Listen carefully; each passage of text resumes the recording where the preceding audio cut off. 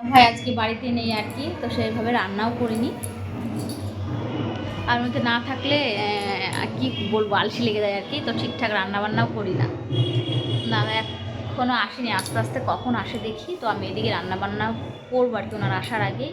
বাবা চলে তো আগে খেয়ে টেয়ে নিই, তারপর তোমাদের সঙ্গে দেখা হচ্ছে। টাটা। কেমন হয়েছে বল খেতে? কেমন লাগছে খেতে? খেয়েছে ভালো হয়েছে। চুলগুলো বড় হয়ে গেছে, তো এখানে চুল সেটিং করতে পারে না ঠিকঠাক, বাড়িতে গিয়েই কাটবো। কাটবি না, বড় করবি? আমারও ভীষণ ইচ্ছা বাবুর চুলগুলো একটু বড় করার, একদম সিল্কি সিল্কি থাকবে, বেশ বড় বড় থাকবে, আমার ভীষণই ইচ্ছা, কিন্তু কখনোই হয়ে ওঠেনি সে আমার ইচ্ছা পূরণ। এখানে দাগ দিবি তো? বাবা তো ওগুলো পছন্দ করে না। ঠিক আছে চলো কাজ বাজ করে নিই, খেয়ে দিই, তারপর তোমাদের সঙ্গে দেখা হচ্ছে। পড়ছে দেখো কত সুন্দর, আমি বসে আছি, আমার সময় তো হয়ে যাবে পড়তে পারি। এখন ইংলিশ পড়ছে, এখন পড়া আছে যেহেতু বিকালবেলায়, তো এখনও পড়ছে। ঠিক আছে চলো কমপ্লিট করো। Umbrella to protect ourselves from। তো বাবুকে তো পড়াচ্ছিলাম, পড়ানো হয়ে চলে এসছে এখন ঘরে। তো দেখতে পাচ্ছ এদিকে আবার রান্না টান্না বসিয়ে দিয়েছি। তো এখানে ভাত হচ্ছে, আর ভাবছি চচ্চড়ি করবো গুঁড়ো মাছ দিয়ে। তো তারপর দাদাভাই এদিকে এটা হচ্ছে পরের দিনকার শ্যুট, তো তার পরের দিন সকালবেলার এটা ভিডিওটা।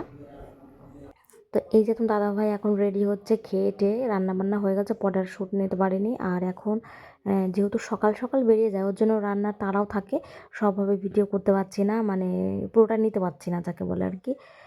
তো ওনাকে রান্নাবান্না করে দিতে না সকালবেলা অনেক কাজ থাকে, করতে করতে মানে একা একা অনেক কষ্ট হয়ে যাচ্ছে। ওর জন্য আগে ওনাকে তো রেডি করে পাঠাতে হবে, আর ভিডিও নাই করলাম এই বেলায় বাকি এইটুকুনি সেটা কোনো, কিন্তু ওনাকে তো রেডি করে দিতেই হবে, খাবার দাবার না নিয়ে এসে খায়।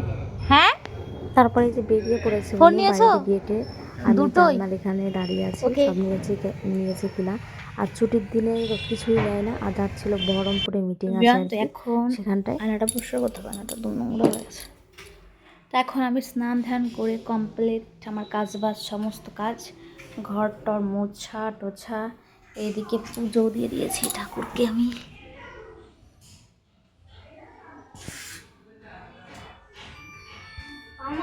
পুজো দেওয়া কমপ্লিট, আমারও স্নান ধ্যান সব কিছু কাজ বাজ কমপ্লিট হয়ে গেছে।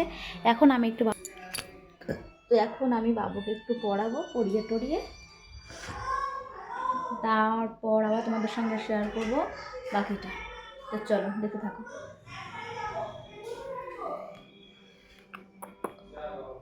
দেখো ফুলগুলো কিনে নিয়েছিলাম মেলা থেকে, কি সুন্দর লাগছে। এই ফুলটা বেশি ভালো লাগছে আমার, এই ফুলটা ভালো। আমাদের ছাড়তে ঋতু হ্যাঁ তৃতীয় হলো সরকার।